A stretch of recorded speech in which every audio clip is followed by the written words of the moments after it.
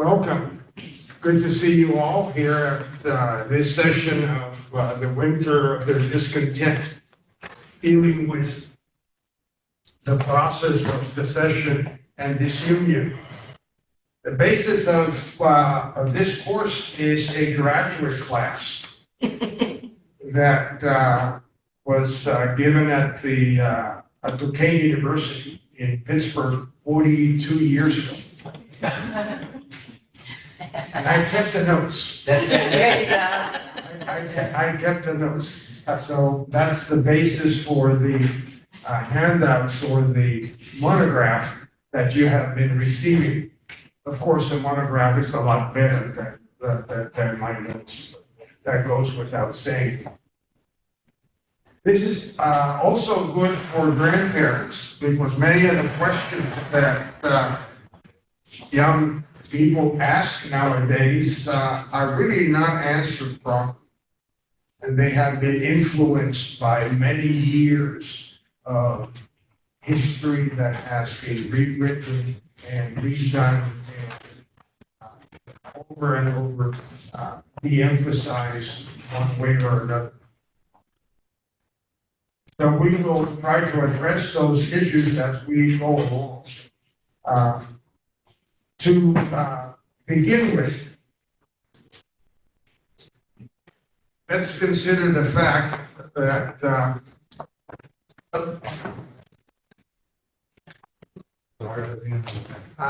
if you see me dragging myself around, I'm not under the influence yet. It's kind of early, but give me a couple of hours. That'll be okay. But my legs are not what they used to be, so bear with me. Thank you. Right, that's what we had. Right, good. This is a map of the 13 original colonies, and actually the most of North America at the time of independence at the end of the 18th century. You can see many things that nowadays we don't remember. For example, how most of Maine, of modern day Maine, was owned or occupied by the British. The Vermont was actually a republic at the time of independence and was not one of the original colonies. Virginia was quite big, not only the current state of Virginia, but also West Virginia and Kentucky, extended all the way to the Ohio River and to the Mississippi. Similarly, Tennessee came out of North Carolina, and Mississippi and Alabama came out of the original colony of Georgia. Spain owned Florida, both West Florida and East Florida, and then what became the Louisiana Purchase was primarily owned by Spain first and then by France. The Northwest Territory was organized in 1787. Why were there so many colonies? Why wasn't there one colony? Or two colonies? Any ideas? Or different times. Because different groups came over to settle. Different groups related by religion Right. or ethnic background. Religious tolerance was one of the motives by which colonists came to America. But the basic thing is that they were different. And they all wanted to rule their own colonies and rule their own states. They did not want to be dependent on others. They all wanted a degree of independence and autonomy. Why they came here in the first place. And this is basic to this understanding that from the very beginning, we Americans have always wanted to be autonomous. We wanted to rule ourselves. We wanted to live by our own devices.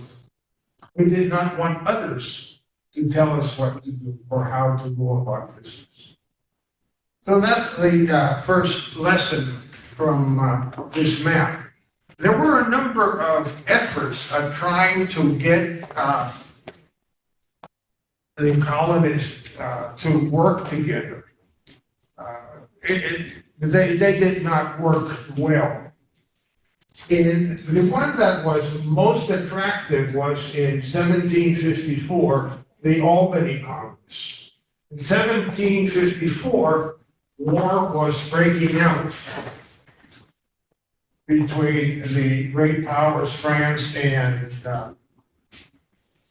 England, what is known as the French and Indian War. You can ask your grandchildren, who won the French and Indian War? The French or the Indians? Standard question in school. Well, the colonists tried to get together in order to coordinate some kind of defense against the French and Indians. And they met in Albany and considered a plan proposed by Benjamin Franklin, in which all the colonies would send delegates to a central group that could legislate. There would be a governor appointed by the crown that would have veto power. 7 states participated in the Albany Congress, and they came up with this plan that was sent to the different legislatures of the different states. Would you believe that not a single state or colony legislature approved the plan? The ones that they had proposed, the ones that they had approved, didn't go any farther. In England, they did not even present it to the Board of Trade. The Board of Trade apparently had a lot of power over the colonies, but it totally ignored the proposal of the Congress of Albany. So I find it very interesting that they could not approve even what they had already approved and bargained for. Everybody wanted to be very independent. Then came the Declaration of Independence. The Declaration of Independence had many famous phrases, including the one that all men are created equal. What does that mean? One thing, it's kind of ambiguous, but for sure we know it did not include women. Women were not created equal. We don't know what being created equal means. Whether it was at the moment of conception or at the moment of birth, or it was some kind of mystical equality that lasted lifelong or did not. It's really not very clear. Very beautiful words, but very, very ambiguous. Probably what was meant was that there would be no royalty in this country. There would be no kings, and there would be no nobles. That's probably the closest thing to understanding this business of all men are created equal. Then the other part of the Declaration of Independence was the ability of the people to alter or abolish governments when it becomes destructive. In other words, if you don't like your government, if you don't like it bad enough, you should be able to do away with it. Interesting, the Declaration of Independence was read out to the public on July 4th, but it had been approved on July 2nd. The states of Pennsylvania and South Carolina on July 1st voted against the Declaration of Independence, and Delaware abstained. A number of people went out to dinner last night, had a few bottles of wine, talked to each other, and they all came back on July 2nd and approved unanimous. Must make it wine. Yeah, good wine, she said. It's, they just agree, they changed their mind. Nowadays, we would have said that they flip-flopped. We use the phrase much abused. That's what happened with the Declaration of Independence.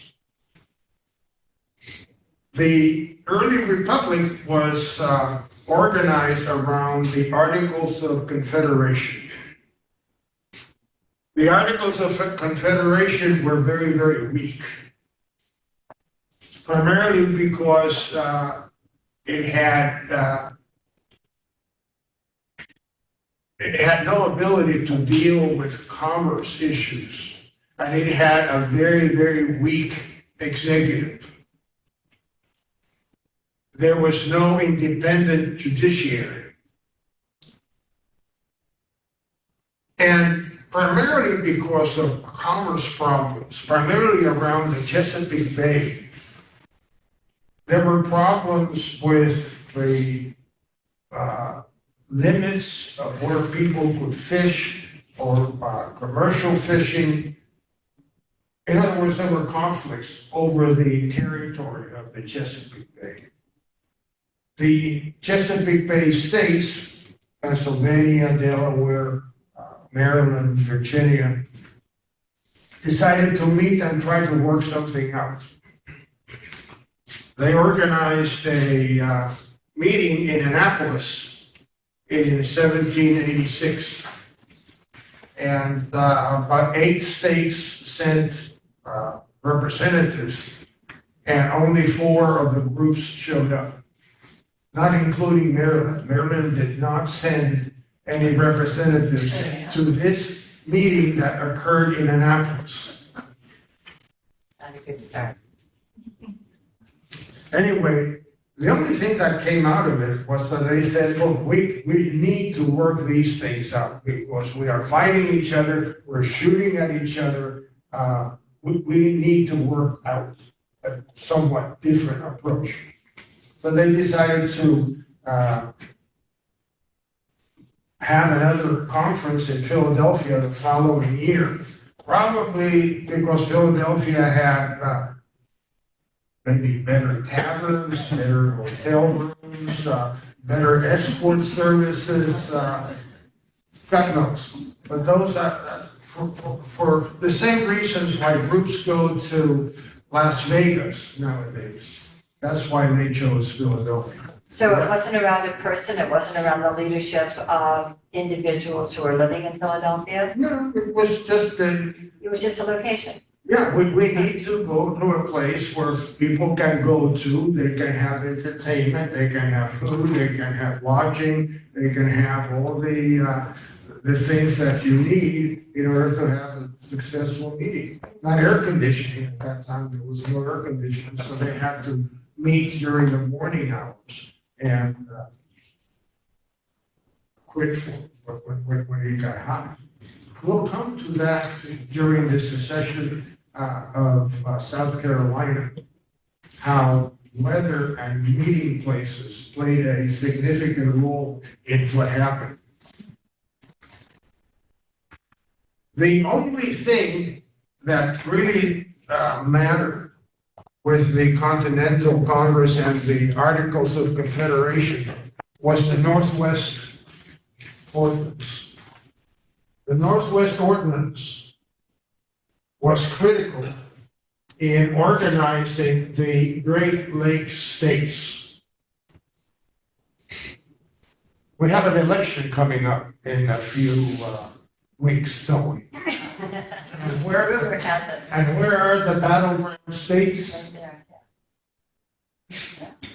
We will see that the Great Lakes states were the ones that actually elected Lincoln, or made Lincoln's election inevitable.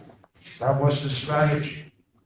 So this has been part of our history ever since, even before the beginning. The Great Lakes. The Northwest Ordinance organize the area north of the Ohio River and east of the Mississippi River. And the specifications of the Northwest ordinance were very interesting. Number one, slavery was specifically prohibited. You can say, well, big deal. Yeah, big deal. Because nobody gave the Congress of the United States authority to approve or disapprove slavery. This was a power that the Articles of Confederation did not give Congress. Congress assumed that power. Now, slavery did not stand a prayer out there in the great Northwest. Why? Because of the weather. And with that weather, the crops that supported slavery and which slavery supported were not going to grow. For that reason, there was not going to be any slavery in the Northwest. But nevertheless, they put it in writing very clear that there would be no slavery in the Northwest Territories. The other thing was that the federal government was sovereign. That is, the federal government was going to rule over the lands in the Northwest Territory.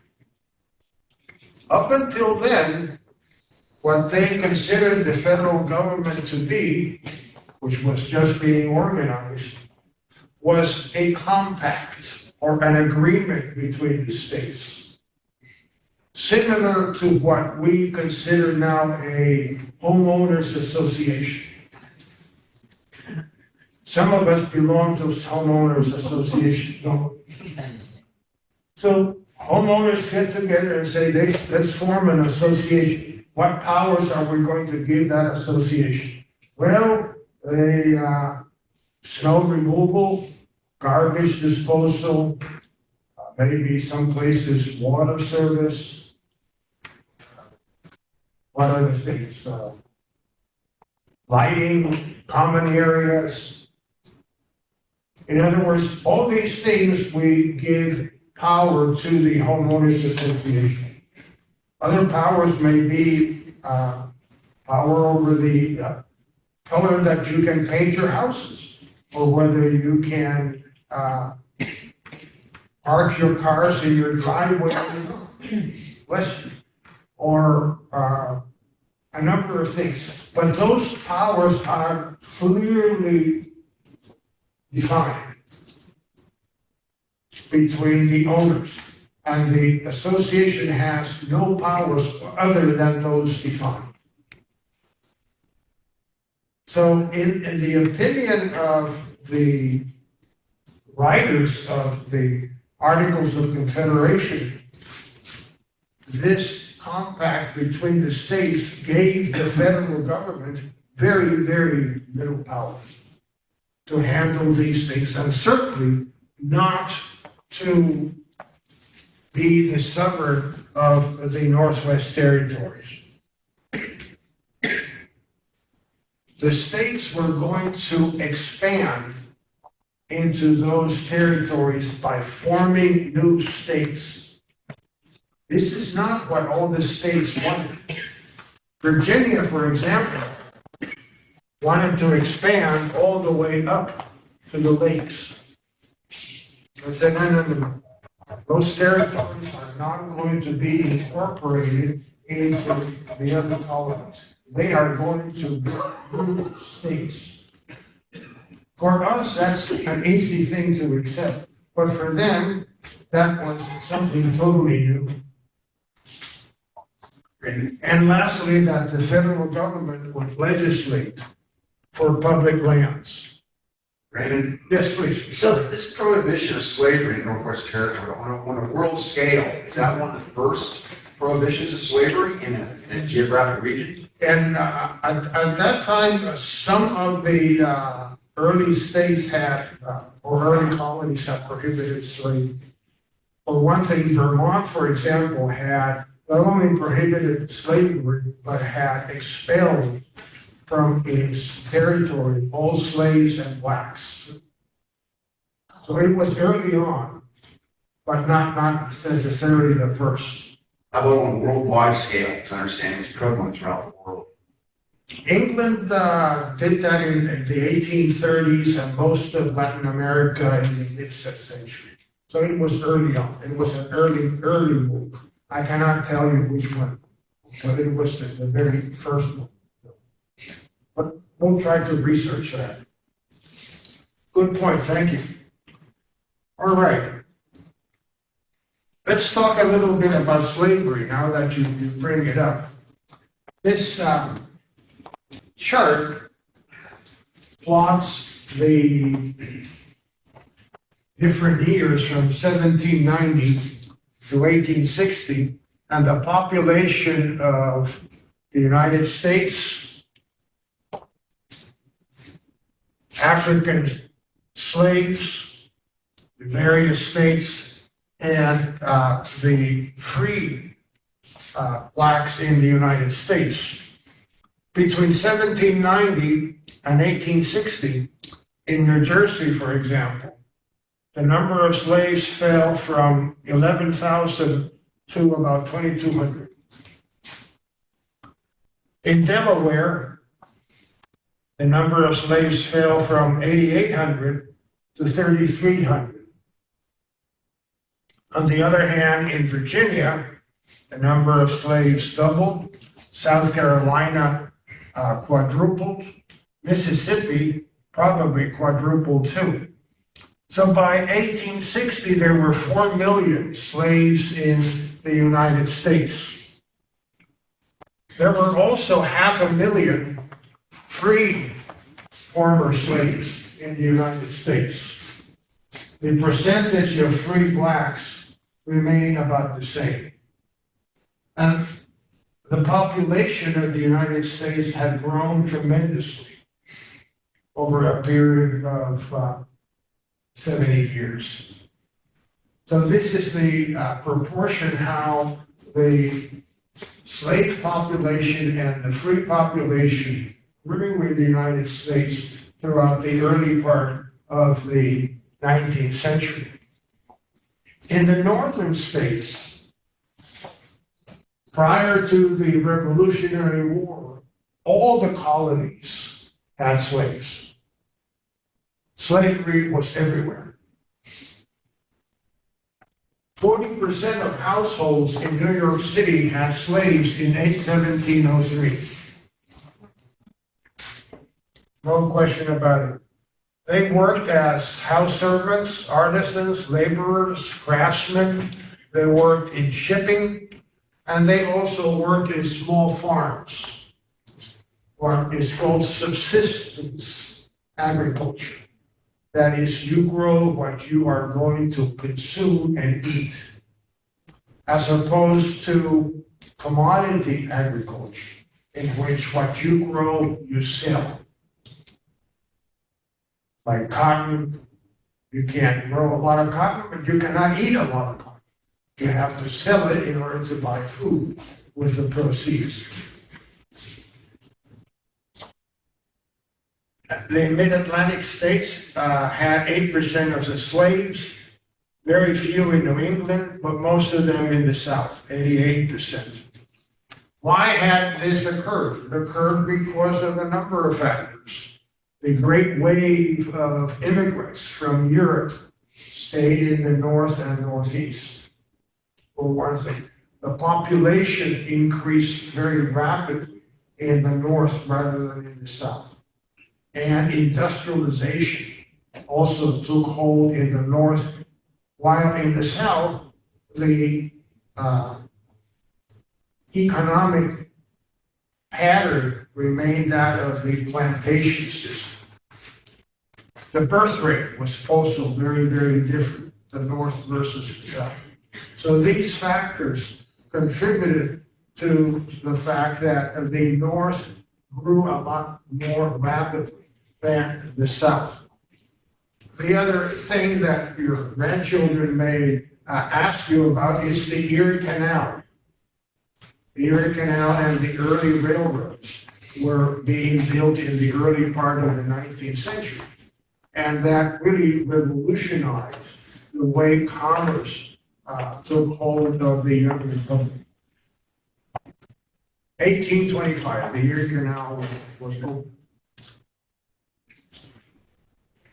In the South, the plantation system grew, again, like we said, commodity issues that were sold all over the world at great profit. Cotton, tobacco, rice, sugarcane, primarily in South Carolina and Georgia.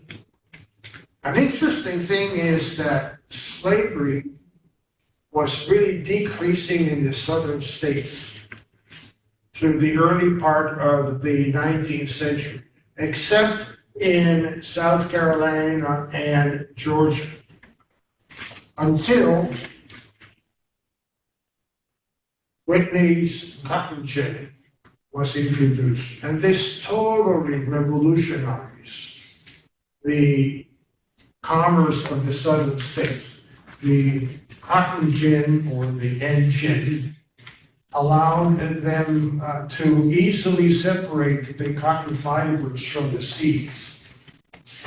So it really made it relatively easy to handle large amounts of cotton and put the cotton in bales that would be shipped to England and to France and to Egypt and other places to make clothing and textiles.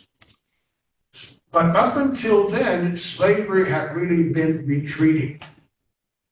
And it was the cotton gin that really enabled the slavery to increase, because they found it very, very useful in having a labor force that they did not have to pay.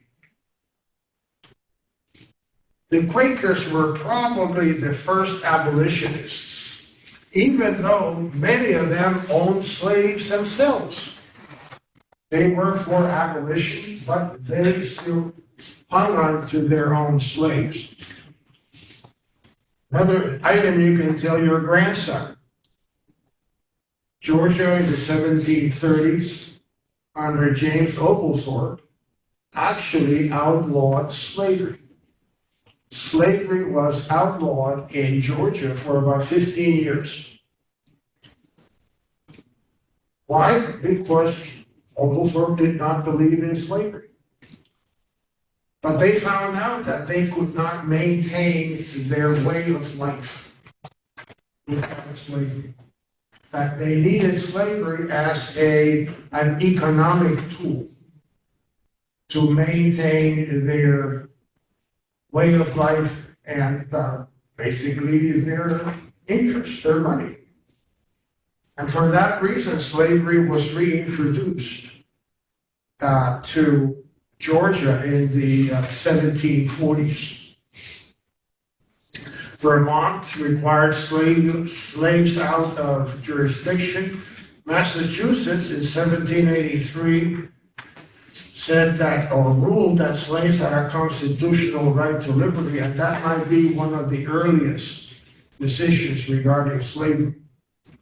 But by 1804, more or less, all the northern states had passed laws regarding slavery. Abolitionists were not all the same. There were basically three forms of abolitionists, the same way that there are a number of grades of liberals and a number of grades of conservatives. The same thing happened with abolitionists. There were the radical abolitionists. There were the ones like Frederick Douglass or William Harrison that said, we need to do away with slavery now, regardless of what happens. No, we're not going to compensate the people that are losing their slaves. We need to do it now. Everybody right away, now. Of course, you know how many fans you win that way. And let's face it, we have faced a similar issue with slavery, with abortion in our lifetime. There are people who have said, we want abortion now, free to everybody, universal. And others who have said, we want no abortion, coast to coast, under any circumstance. So those were the radical positions that were espoused at that time. There was a number of abolitionists that were somewhat more pragmatic. Those were the ones who said, yeah, we should go away with slavery. And we should kind of begin the process now. Slavery can eventually be prohibited or be eradicated. Those were somewhat more sober individuals. And the third group were the anti-slavery people that said, look, let's tolerate slavery as it is now, but let's not allow slavery in the territories, so that when those territories become states, they are free. They are free of slavery. Lincoln was of that mentality. He actually proposed to Congress in 1862 a plan that would compensate, give the states bonds for the value of the slaves that they would free, and his horizon was the year 1900. Lincoln was able to tell the states, you can hang on to your slaves for another 40 years. Let's just not have any new slave states. That was his horizon. Let's begin now, but we're looking way forward into the future. Raymond, were children born during that period of time supposed to be free? Who was born? If children were born during that period of time, were they considered free? No. No. No, the children of slaves were slaves themselves. Was that what you were asking? Yeah, Yes, and during yes. that period of time that he was proposing, would, to walk into that, it seemed like maybe a good Oh, thing. for them to- That, according to what he said, and this is this is an available document, slavery would remain the same. So children of slaves would belong to the slave owner until this happened, until the states freed the slaves. The other interesting thing, and we are kind of getting ahead of ourselves, is that for many at that time, slavery was not a federal issue. Slavery was a state issue, because the federal government really does not have any ownership of slavery in the Constitution. It was left up to the states, the same as the issue with abortion.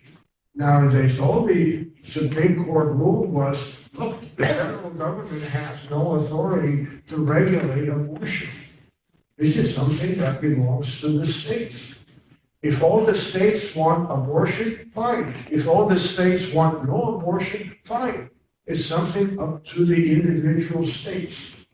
And that was the concept that a lot of people espoused at that time, that slavery was a state institution. A state could regulate itself regarding slavery. The federal government had no business telling one state or another what to do, with a couple of exceptions. And we're getting to those. All right. We're getting to those right here. Yes, please. What percentage of the population would you characterize as being abolitionists? Very few. Very few. Less than 10%. The ones, oh yeah, the ones who wanted, you mean the radical abolitionists? No, I mean the whole group, the anti-slavery, all three groups together. Most people in the North really did not care for slavery. All people in the South, for all practical purposes, whose life and whose way of life depended on slavery, were all for slavery. But if it had not been slavery and it had been something else, like oil, they would have been for it. Because it was not a question of morals. It was a question of wealth. They had about $4 billion invested in slaves. The value of a slave on the average was $1,000. God forgive me for saying that a human being has a value in money. But they did. It was dollars in those days? Yeah, but there is a moral overtone though. And so while the economics are driving the South to not let go of their slaves because they can't function, we already saw that in Georgia, you still have the Northern voices that are looking down on the ownership of humans. And so that's a tension you can't resolve because similar to abortion, it's in morals. It's not, there was no way to economically make it okay in the South. Yes, you are very correct. Many of us consider things moral or immoral, while others have a totally different opinion, depending on their point of view. That's part of the origin of the conflict. Looking at the same thing from two different angles. So did the massive immigration in the North, all research said, revealed that had a big impact on reducing slavery? Because an immigrant was a lot cheaper than an enslaved person. Because you don't have to feed them, you don't have to clothe them, you don't have to house them. And because you didn't pay $1,000 for them, you don't have to give them a doctor when they get sick. And that changed the economics of slavery in the North, where it wasn't economically viable. And then the moral persuasions were able to take over once it no longer became a matter of wealth in the North. Do you agree with that, or is that? Oh, yes, absolutely. That's very well put. Thank you. Very, very, very well put. Yes, please. I'd suggest that in the South, there was a substantial portion of the population that had little or nothing to do with slavery, had no interest in it. And I would say that's a distinction that's really important. I would say that probably if there were 25, maybe 30% of slaveholders in the South, and of course that changed between the late 1700s and 1860, the potential, the number of slaves under a smaller percentage of the population changed to where most of the slaves were enslaved to a smaller percentage of wealthier Southerners. Right. And so large portions, geographic portions of the South had little or no interest in slavery. And that even in the more slave density areas, high density slave areas, a substantial number of people had no particular financial interest in it. Your observation is very, very accurate, and we're getting to that too. Yes, yes, indeed. Yeah, we have this concept of the South stemming from Gone with the Wind. Not everybody was like that. That was more the, Seven Oaks? Was that the plantation? 12 Oaks. Tara. We'll always have terror. Those were more the exception than the rules. But didn't you say earlier that even I guess not sharecroppers, but people that were raising food for their own sustenance, that they had slaves as well? Okay, I'm sorry, can you repeat that? Didn't you say earlier that the farmers, that there were farmers, family farmers who were raising food for their own use, that they had slaves as well? Yes. A family needed about 15 slaves for the owner not to work. Less than that, the owner, the slave owner, had to go out and work with those fellows every day, eat the same stuff, sweat it out under the same sun. An individual needed more than 15 slaves in order to not have to work himself. And that also created a definite classes. Individuals who had 1 slave, or 7 slaves, or 10 slaves, or 20 slaves, or one individual that had 1,200 slaves. Imagine owning 1,200 slaves. What do you do with 1,200? You have to feed those people. You have to house those people. We're getting ahead of ourselves. But that's certainly the point. All right, so we talked about powers given to the states and to others in the Constitution. There were 3 references in the Constitution to slavery. 3 and only 3. Number 1, there was the federal ratio. The federal ratio states that 5 slaves will be counted as 3 white citizens. Why? That sounds very arbitrary. Well, that was the agreement that was negotiated. Because one side wanted all the slaves counted as individuals, and the other one wanted no slaves counted as individuals. But the South went one out. 5 slaves will be counted as 3 white individuals. That was the 5-3 ratio. They had used that ratio elsewhere for similar legislation, and it had worked. So that was the first thing, the federal ratio. This resulted in the southern states gaining about 8 electoral votes and 8 seats in Congress, over and beyond what they would have been allotted. The other thing was the international slave trade. The southern states, or the slave-holding states, were afraid that the new government would abolish the international slave trade right away. And they needed slaves in order to develop the fields near the Mississippi River on the western part of the new nation. The agreement that they came to was, look, we'll put it in the Constitution that the Congress will not eliminate the international slave trade before the year 1808. That was done in 1788, so we gave them 20 years in order to promote the international slave trade. And this is exactly what happened. In 1808, the Congress eliminated the international slave trade. So that was the second thing that the Constitution gave Congress the power to do. The third thing was the runaway slave clause. That is, if a slave ran away from a slave state and was found in a free state or in another state, he would be returned to the owner. He would be returned to the master.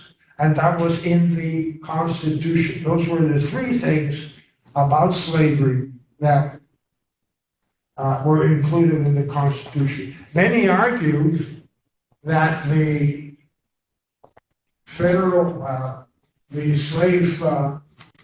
Fugitive Slave Act actually recognized slavery, since it's already ruling that this is property, this has to be returned. It actually recognized slavery, not explicitly, but implicitly. The Fifth Amendment,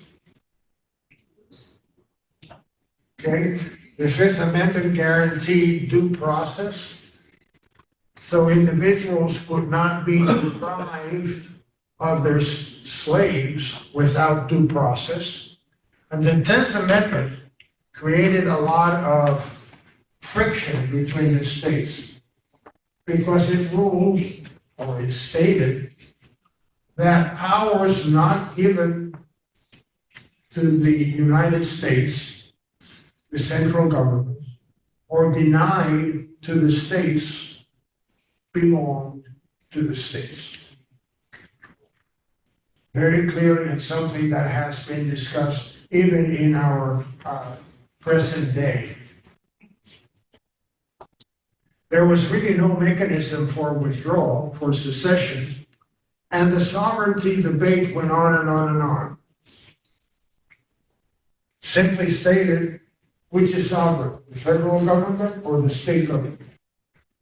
If the federal government is not explicitly given some powers, can the federal government assume those powers? Again, like secession, like abortion, like slavery, on and on and on.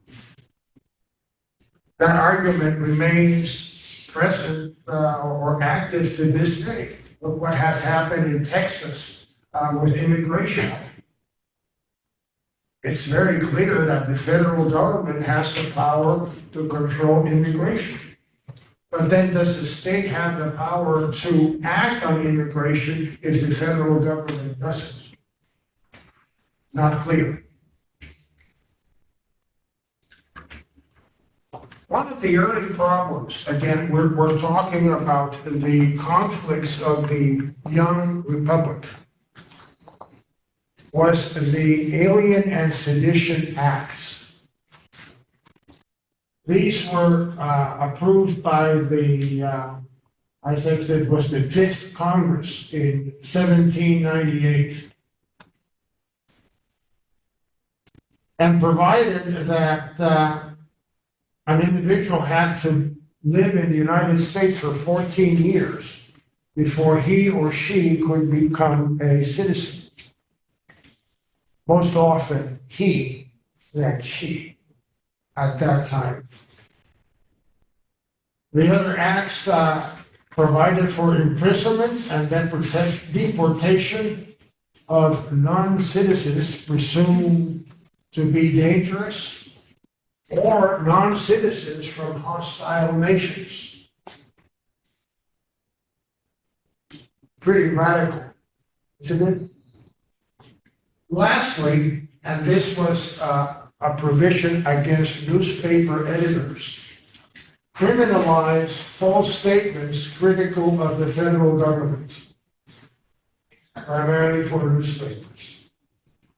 If somebody wrote something in the paper that was intentionally false, criticizing the federal government, that was considered a crime. Yeah, that was the administration of John Adams, who signed the Alien and Sedition Acts. So you can see that hundreds of years ago, immigration was already a problem. And there were friends of immigration and opponents of immigration.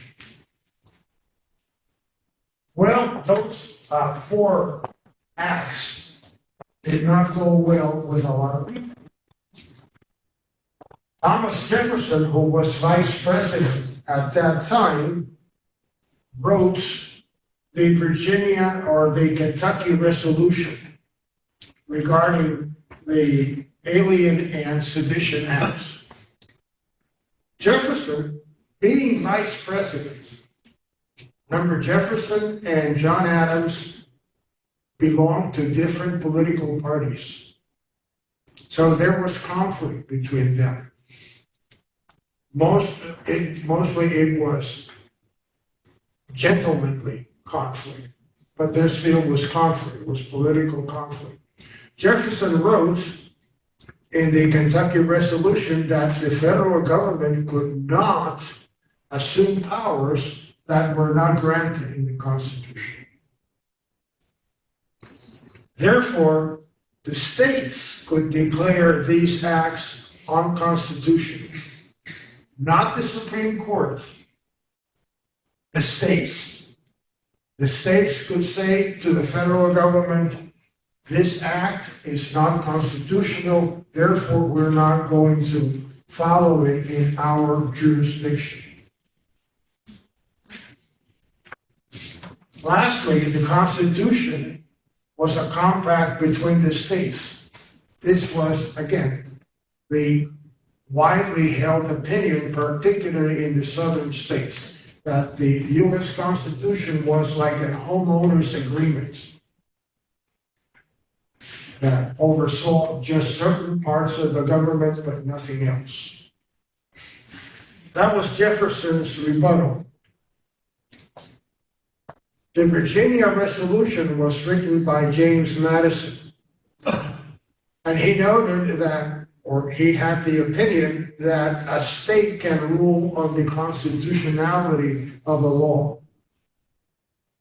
That it was not the Supreme Court, but again, the state. So in that respect, Jefferson and Madison were in agreement.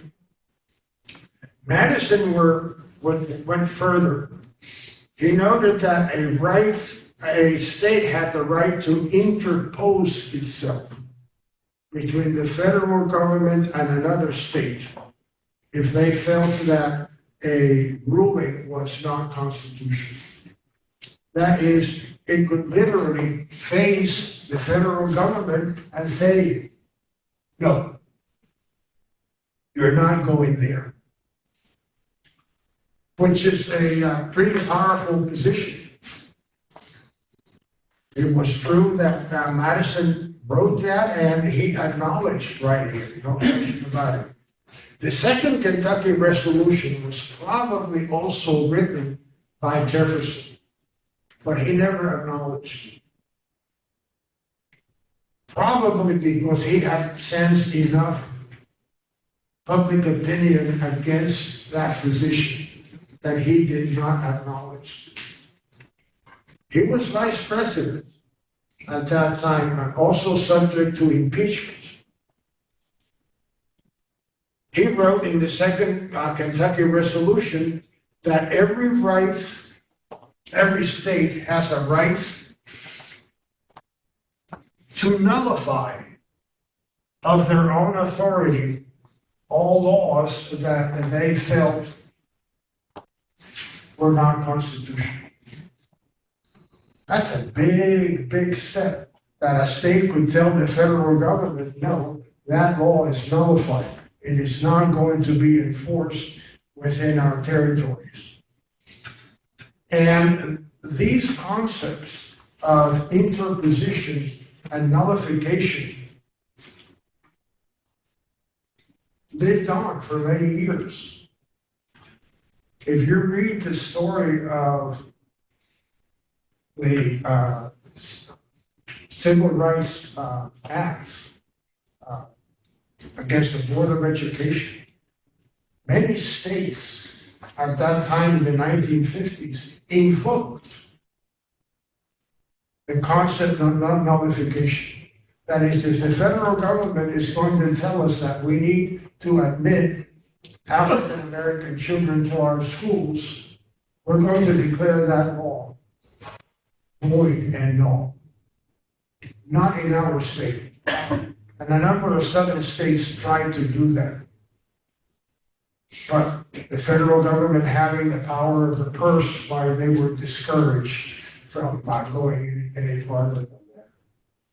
So these concepts survived for a long time. And there was quite a bit of argument over the resolutions and the conversations regarding them. Well, what happened? They did not come to blows. They got together, opened a couple of bottles of wine, some hors d'oeuvres here and there, and agreed to let some of the acts expired and some were repealed. There was no more confrontation, and the situation kind of settled down on its own in a very civil fashion.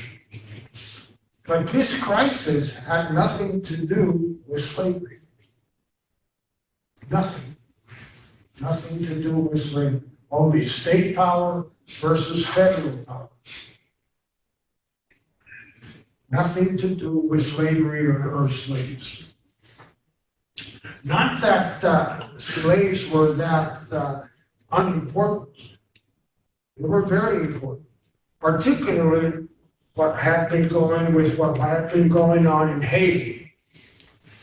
Haiti, still a very tortured country, had a revolution starting in 1791 that lasted 13 years. During those 13 years, they estimate about 6,000 colonists were murdered by the slaves. There was a lot of rape, torture, mutilation. It was bad. And even to this day, Haiti is in dire straits. It's totally uninhabitable for all practical purposes. Huge massacres. The end result was that many of the slave owners from Haiti moved to the States. And they found that the Carolinas and Louisiana were good places for them to settle into. Because they could be landowners, they had similar plantations, they could maintain the same way of life. These insurrections, however, fired up the element of fear in the people in the southern states. The fear was palpable that an insurrection would occur and somebody would come into your bedroom in the middle of the night with a hatchet and cut your throat open. The slaves had access to sharp instruments. They knew how to use them. They were very strong, many of them. But there was a genuine level of fear of a servile insurrection in the southern states.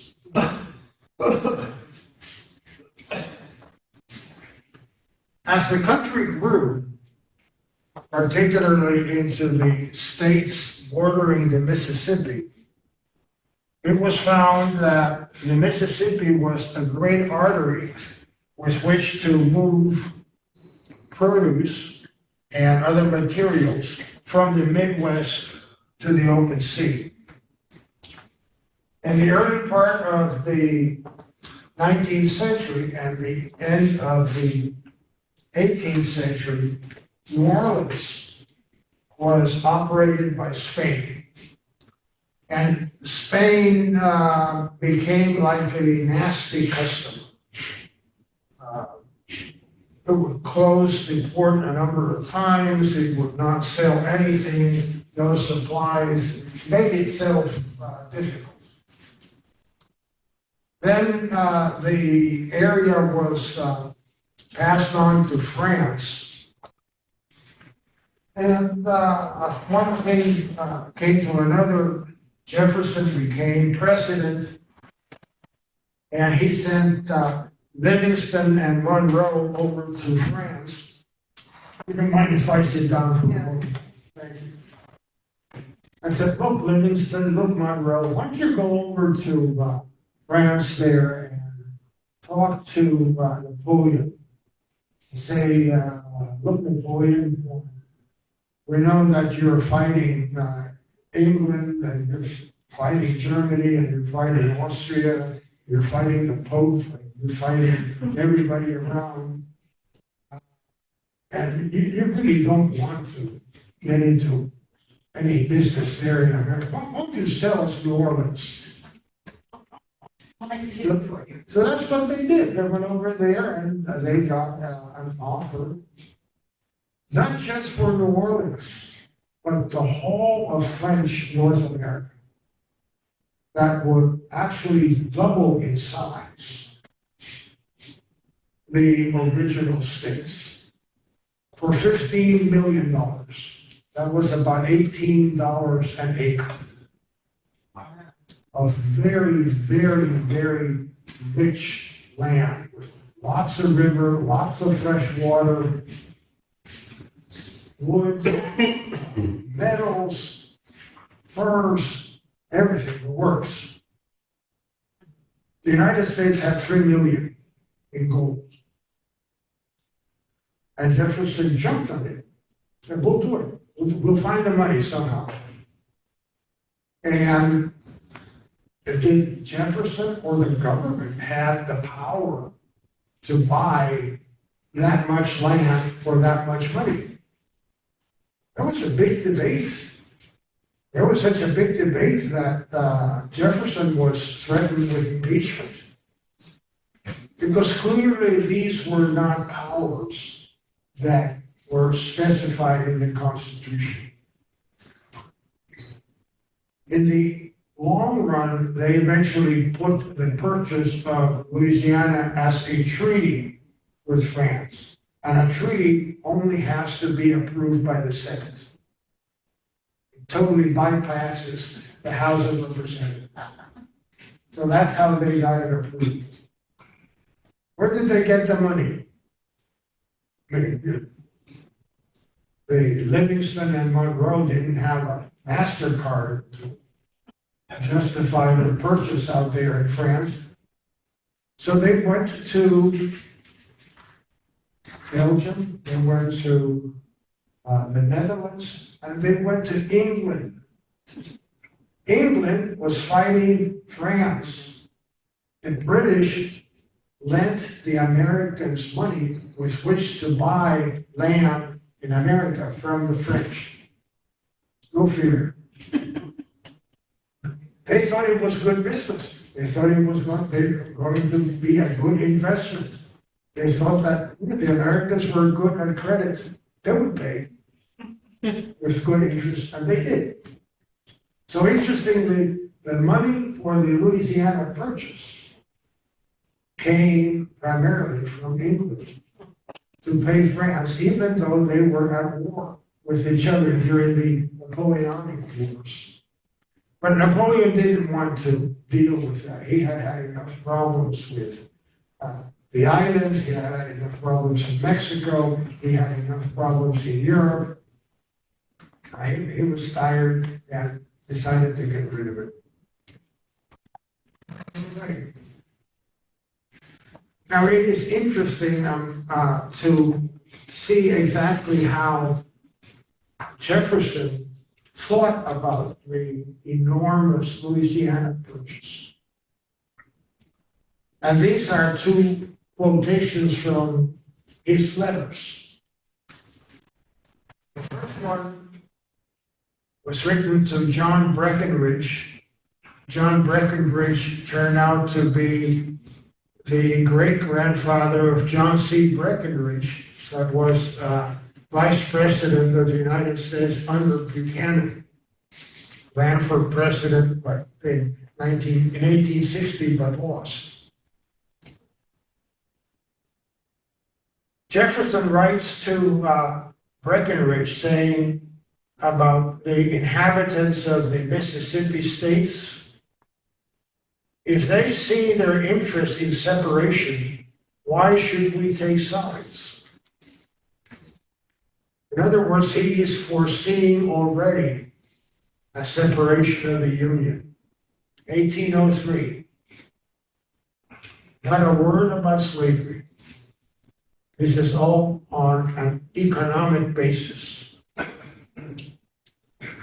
He writes also to Dr. Joseph Priestley in 1804, saying, did I now foresee a separation at some future day?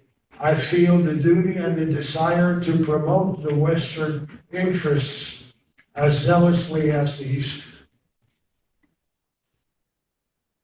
Really, you have to conclude that if anybody had asked Jefferson at that time, is secession feasible? He would say, yeah, sure. We should be able to split the Union and have some states form a government over there and have another one over here. He wrote that at least twice, if not more times. Quite explicit he was. Interestingly, the concept of secession was also brought up not by the southern states, but by the northeastern states. Very, very clearly, this group, the Essex Junto, or Junto, or whatever, was a group of Federalists. Federalists were the ones that followed John Adams' politics. Government of the few for the few. Government based mostly in the cities. Government friendly with England. Government that had leaders for life. Almost like a monarchy. And these were industrialists. These people were businessmen. These people lent money. These people owned banks. They were in it for the wealth. And they felt that the growth of the western states out of the Louisiana Purchase was going to hurt their finances, was going to hurt their business, was going to take business away from them. The Junto advocated for the secession of New England in the early 1800s. They made no bones about it. They had public meetings. They wrote in the newspapers. They advertised it. They advocated for that. Secession did not come from the southern states. The original secessionists were from the New England states early on. Why? Because they wanted independence. They wanted to be able to pursue their business without having to consider a slave economy elsewhere. So you can tell your grandson, the idea of secession was not originally an idea of the southern states. Yes, please. Well, why was it called the Essex Junto? Was it from Essex, Vermont? Or? I think it was from a neighborhood around Boston. Does that exist? Essex? Yeah. It's very arbitrary. I don't know why, but because it's a location somewhere in New England. There's an Essex, Vermont. That's what I was asking. They may be there. Maybe they had an inn there where they all got together to have a nice bottle of Here we wine. go again. Yeah, or something like that, or to plot how to do. But they were totally in the open about it. Totally in the open. And it was readily and publicly debated. They are the names. Timothy Pickering was one of the leaders, and Theophilus Parsons, too. They made no bones about it. The same thing happened with the War of 1812. In the War of 1812, the New England states suffered a lot. Why? Because of the embargo. The federal government declared an embargo on shipping. So no ships could leave the United States and do their business, ply their products in England or in France or in Germany. Those ports were closed to U.S. ships. So if you have millions of dollars invested in commercial shipping, you were out of business. You were totally out of business. So Massachusetts called the Hartford Convention in 1814, and they advocated for secession from the Union and a separate peace with England. It was not the southern states who initiated secession. It was not over slavery. This was over business. This was over money. So it's all economics though, because slavery is economics too. It was So one what's of the- driving it all is where's the money, who's in charge? It was one of the pillars, yes. But early on, you're correct. It's not as simple as just slavery though. Early on, the support of the economy that began the talk of secession was not related to slavery, was related to many other factors. Yes, please. What was the reaction of the southern state to the discussion of secession? They totally ignored it. I think they didn't reject it. I think the threats of secession, they ignored it. Can you remind me, why were the ports closed? In order to maintain their neutrality. In order to force them to make peace. That's the understanding. You asked whether the southern states had reacted. Reacted to what? To the threats of The threat of secession? secession by the New England. I don't think that anybody took them seriously. I don't think, because this went on. You see, the Hartford Convention had a number of resolutions stating that New England has a duty to assert authority over infringements on its sovereignty. And they proposed a number of amendments, including trade embargoes, two-thirds votes in Congress to declare war, repeal the two-thirds ratio, presidential limits, term limits, and no successive presidents from the same state. What had happened is that most of the presidents had come from Virginia early on. So part of the Hartford Convention was, again, proposing all of these constitutional amendments, none of which got anywhere. Because they were generally ignored, not paid any attention. But again, like we have said, the end result was economic. It was the economy that was being threatened at that time. Following the War of 1812, there was a period of good feeling in the United States. People kept coming from Europe. The northern states continued to grow. There was more industrialization. The Erie Canal was being built. The early railroads were being laid. And things were moving along very rapidly. There were new states like Ohio and Indiana, Kentucky, Tennessee, and the like.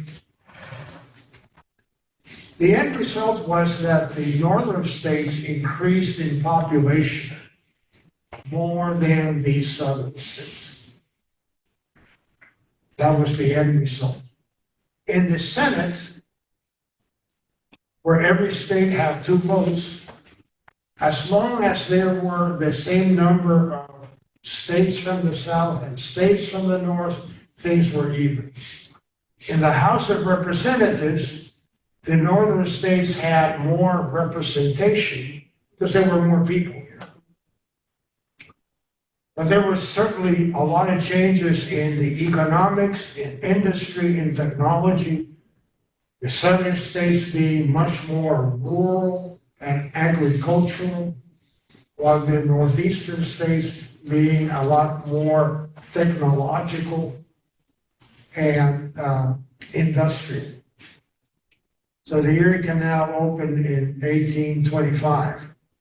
Actually, during the early period, the same number of states were admitted as being slaveholding states or as being free states. So by the second decade of the 20th century, the number of states in the Union were more or less even. Then came the Missouri crisis. Louisiana, which came out of the Louisiana Purchase, was admitted as a state in 1812. There had been slaves in Louisiana for a long time, but it was no problem. It was not a source of conflict. Missouri applied for statehood in 1818. We will see how the slave population in Missouri was distributed, which brings up the issue that we were discussing earlier. But in Missouri, realistically, the terrain, the territory, the earth was not suitable for cotton. But they still had slavery from individuals that had moved there with their slaves. The key thing was that the admission of Missouri as a state with slaves would upset the balance of power in the Senate. There would be just one more state having slaves than states not having slaves.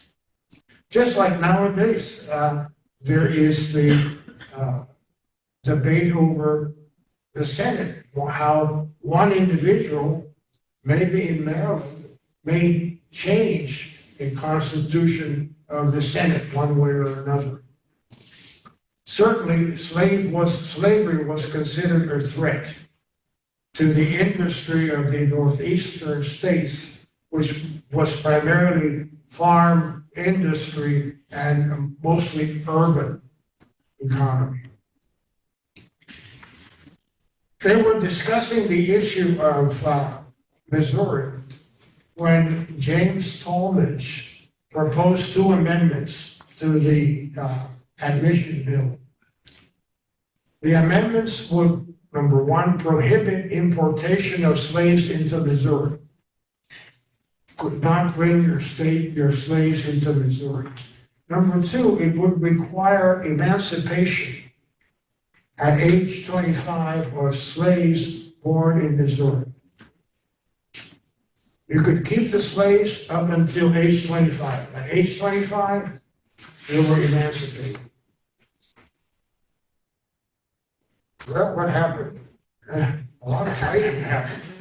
A lot of grief happened. The debate was bitter, fiery, furious, rancorous, mean. There were physical altercations, just like we see on TV, but in the Far East, that is common, fights in the legislature.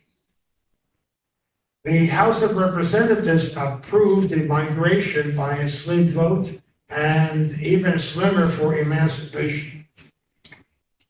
The Senate rejected both by large margins. So there was a stalemate.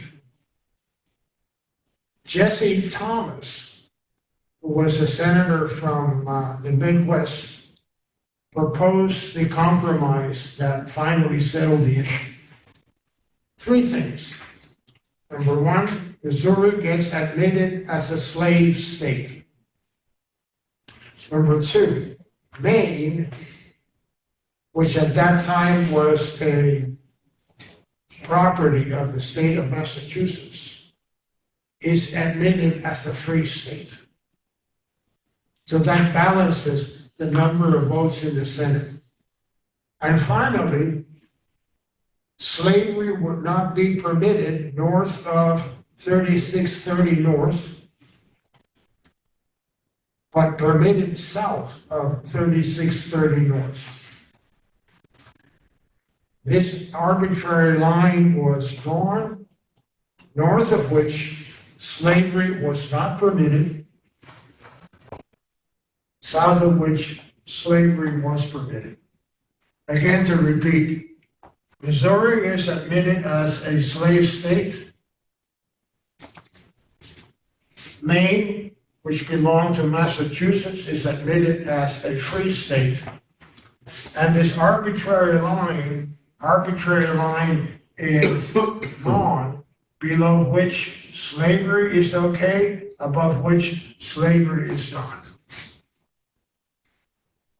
Fair enough, you say.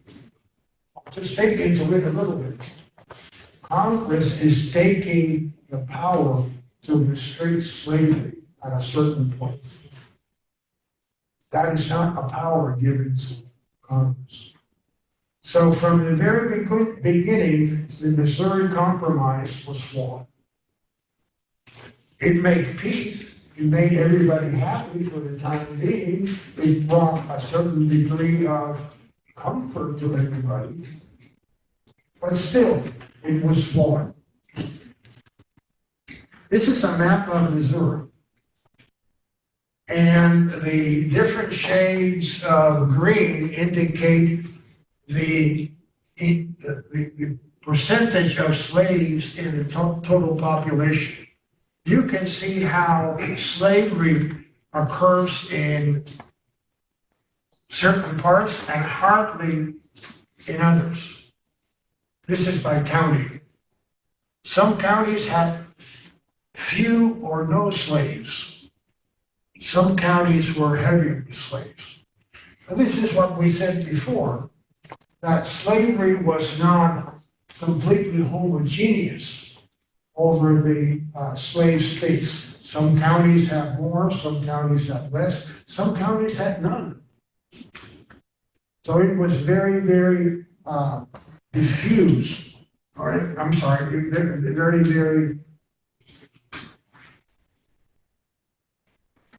what's the word I'm trying to use? Help me out, pardon?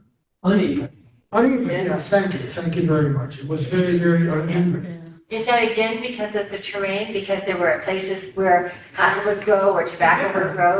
Was the And the river. river would Yeah. go across the middle? Yeah, it was due to many factors, but the rain was a major factor. Yes, please. Relatively speaking, though, by comparison with other slave states, especially Mississippi, Alabama, the darkest portion of that is only 36, 37% Yeah. of the population. Right. In those other states, there were in many cases, 60, 70% Right. slaves, and almost statewide.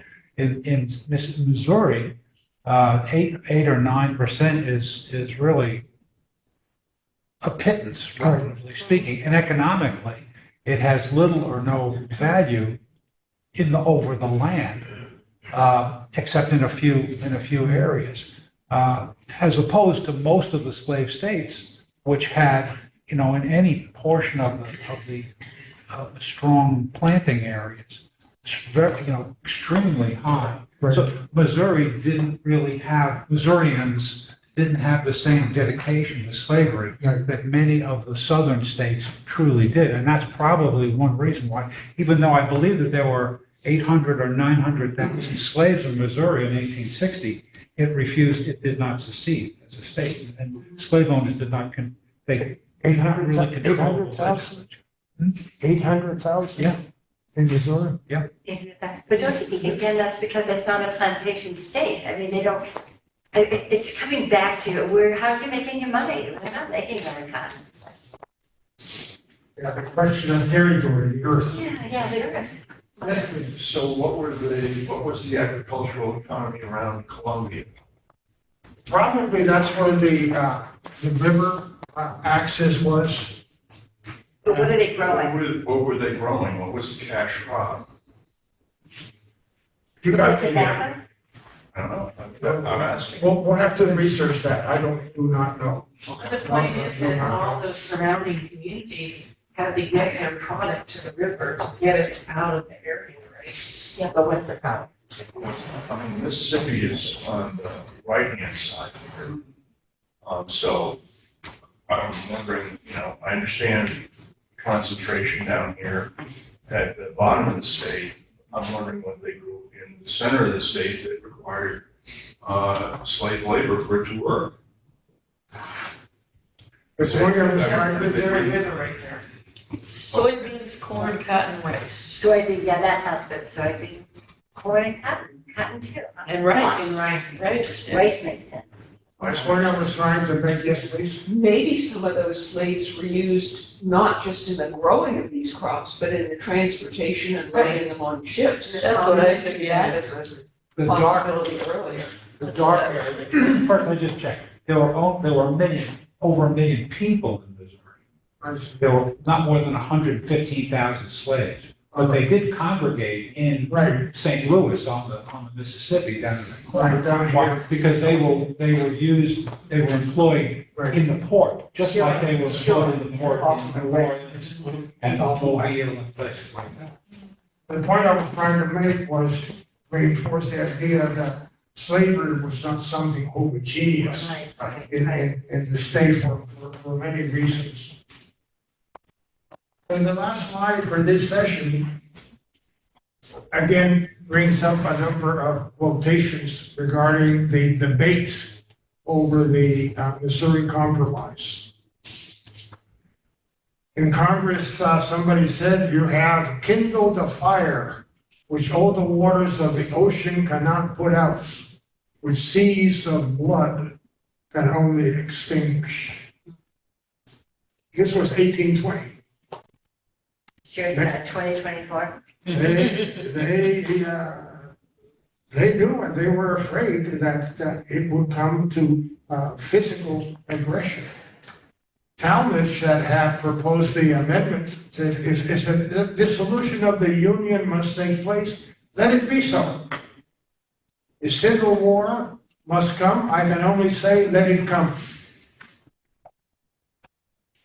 Jefferson was retired now at Monticello there, nursing his wines and his vines. He said, look, this momentous question, like a fire bell in the night,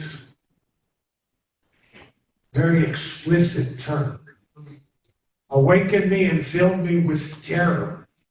I considered it at once the knell of the Union. But wasn't the Missouri Compromise in 1850? No, that was the compromise of 18. The compromise they 1850. Compromise. Missouri Compromise was 1820. 1820. 1820, yes. We'll get to the other compromise later. There's so many of them. as a nullification. So the point of this session has been, number one, to show how there were differences from the very, very beginning. How each segment of the population wanted independence from the other.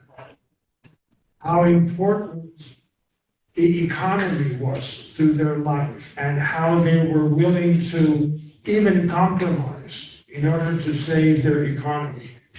And at the same time, how they were willing to go to radical positions in order to maintain their economy. So next week, we will continue with the nullification crisis, the tariffs, and bring ourselves all the way up to the compromise of 1850. Next week. Thank you. Great work. And we'll send you the monograph again, in case you can't come and want to read up on what we're doing. And guys, I'm attaching those to the memos that come out 2 days before and then the morning of, so somewhere you should be able to print it out. Well, thank you so much for Thank spending you. such a beautiful day.